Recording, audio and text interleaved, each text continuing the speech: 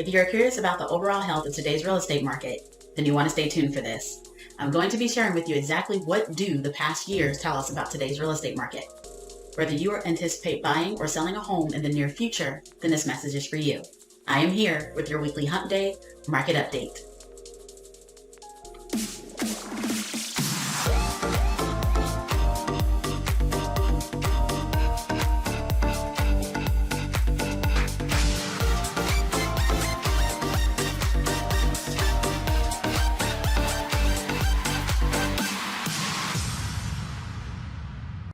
The real estate market has been a very hot topic for quite some time now.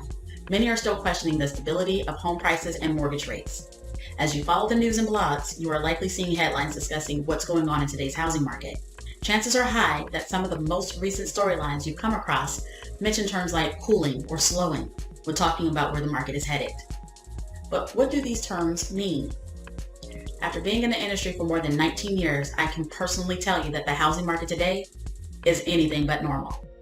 I will also state for the record that it is still an incredibly strong seller's market, especially when compared to the few years leading up to the pandemic. With that in mind, what can previous years tell us about today's real estate market? And is it truly slowing down? Here is my first major talking point for today. I study these numbers consistently throughout every week as my team meets with several homeowners and soon-to-be homeowners on a regular basis. We spend a great deal of time pulling real-time numbers to share during our consultations. I will say that we are still seeing an above-average number of sales. You may see headlines about a drop in home sales, but are those headlines telling you the full story? The most recent existing home sales report from the National Association of Realtors does show a drop of about 2% from July to August, but the month-over-month decline doesn't provide the full picture. Let's take a look at the graph. The graph shows that historical data is key. Today's home sales are well ahead of some of the more normal years that led up to the health crisis. That means that home buyers are still in the market, which is great news if you're planning to list your home. I cannot stress enough how time is truly of the essence for those thinking about selling. I know you are probably thinking, how in the world are the number of sales higher now than prior to the pandemic? I won't spend too much time on this, but if you're still in disbelief, then consider this. As a country, we have completely shifted our way of doing business. Most companies have figured out that they can save a great deal of money on company expenses by eliminating the cost of workspace and allowing their employees to continue working from home. Or better yet, what about all the assistance from SBA for small business owners? Small business owners are able to thrive and probably complete most of their business virtually. With more flexibility to work from home, home buyer needs have dramatically changed. Home buyers can choose exactly where they want to live, anywhere in the country, and in most cases, they need that additional home office space and other recreational space. So the need to buy is stronger than ever. Not to mention lower interest rates mean that home buyers can actually afford a larger home. All right, moving on. Here's my second major talking point for today. Houses are selling much faster than usual. When headlines mention the market is slowing, home sellers may naturally wonder if their house will sell as quickly as they'd like it to. According to the most recent Realtors Confidence Index from National Association of Realtors, homes are still selling at record speed. Let's look at this graph.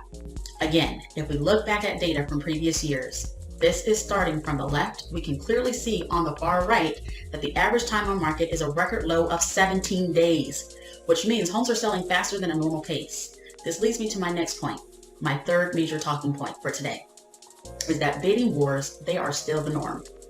The Realtors Confidence Index from National Association of Realtors also shows a drop in the average number of offers homes are receiving in August. And many headlines may simply focus there without providing the important data. Let's look at our final graph here. Again, it's important to compare today's market to trends from recent years. Currently, the average number of offers per listing is higher than 39 of the previous 45 months. That means the likelihood of a bidding war for your home is still high, and the number of offers your house receives can have a major influence on the final sales price. When you have some time, reach out to me and ask me how my team's average is still holding steady at well over an average of 5 offers per listing versus the national average of 3.8 offers per listing. So now, my fourth and final major talking point for today is the market slowing down. While there are slight decline in various month-to-month data, it is very important to keep historical data in mind when determining what's happening in today's market.